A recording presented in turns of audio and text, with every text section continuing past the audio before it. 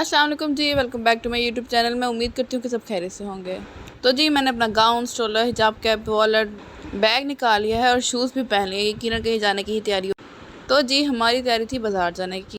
अचानक बैठे बैठे मूड बना और हमने कहा चलें जी जाके 14 अगस्त के लिए शॉपिंग करके आते हैं। इतनी गर्मी में शूज़ पहनने के दो रीज़न। पहला रीज़न तो ये कि धूप नहीं लगेगी और दूसरा रीज़न ये कि पैरों में दर्द नहीं होगी। और फिर जी हम बाज़ार पहुंच गए। बाज़ार जाते ही हमने सबसे पहले डेकोरेशन पीसेस की शॉप पे गए। वहाँ हमने चंद डेकोरेशन पीसेस देखे, लेकिन रेट बहुत ही ज़्यादा। मुझे लगता है कि छोटे शहरों में थोड़ी कम दुकानें होने की वजह से जो प्राइस होते हैं इन चीज़ों के वो बहुत ज़्यादा होते हैं, जबकि बड़े शहरों में इन्हीं चीज़ों के प्राइस बहुत कम होते हैं। खैर हमने कुछ भी नहीं लिया और बस रेट चेक करके हम बाहर आ गए।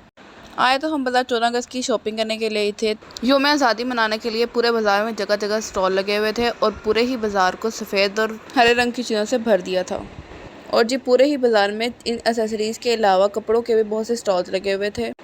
बच्चों के कपड़ों पर तो इलामा इकबाल, कायदे-ए-आज़म और पाकिस्तानी झंडे की तस्वीरें बनी हुई थी और इसी तरह से मर्दों के लिए भी जगह जगह पर टी शर्ट्स लगाई हुई थी। और एक बात जिसकी मुझे अभी तक समझ नहीं आती कि बाजों का ताल्लुक आज़ादी से क्यों। आखिर आज़ादी वाले दिन बाजे बजाकर ही बच्चे दिन अपना क्यों गुजारते हैं। अगर किसी को बाजों का आज़ादी से ताल्लुक मालूम हो तो प्लीज़ कमेंट में मुझे ज़रूर बताइएगा। और आपकी इस बारे में क्या राय है ये भी बताइए, क्योंकि आज पूरे बाज़ार में बाजे भरे पड़े थे। और जी आज तो जूतों में भी ग्रीन और वाइट कलर बहुत ज़्यादा दिखाया जा रहा था और सबसे अच्छी चीज़ मुझे लगी, छोटे छोटे जूते भी वाइट और ग्रीन कलर में बनाए गए थे, जिनको बाबा जी मुल्तानी जूते कह के फ़रोख्त कर रहे थे। फिर जी ये वो स्टॉल था जिस पर हमें बच्चों के लिए बैच बहुत अच्छे लगे थे और हमने यहाँ से बैच भी लिए। और ये देखें जी दूर दूर तक सिर्फ आपको ग्रीन और वाइट नज़र आएंगे। और जी लड़कियाँ बाज़ार आएँ और अपने लिए चूड़ियाँ या ज्वेलरी न लें, ये कैसे हो सकता है। फिर जी हमने अपने लिए चूड़ियाँ ली और चूड़ियाँ में भी आज वाइट और ग्रीन कलर के डिज़ाइन ही सबसे ज़्यादा प्यारे थे। फिर जी छोटे बच्चों का इलास्टिक वाला जूता लेना था जो हमें बहुत मुश्किल से मिला, क्योंकि इसमें साइज़ नहीं मिला था और ज़ीरो साइज़ मिलना बहुत ही मुश्किल था, और जिसके पीछे रबड़ भी लगी हो और कंफर्टेबल भी हो जूता और सॉफ्ट भी हो।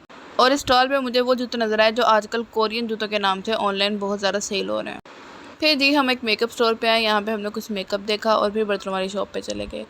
यहाँ पर जी मुझे छोटे छोटे से फ्राई पैन और सॉस पैन नज़र आए जो कि यकीनन तड़का लगाने के लिए इस्तेमाल होते होंगे। फिर जी गर्मी इतनी ज़्यादा थी और भूख भी लगी हुई थी, तो फिर हम साथ के बाद के कराची रेफ्रेशमेंट पॉइंट पर आ गए।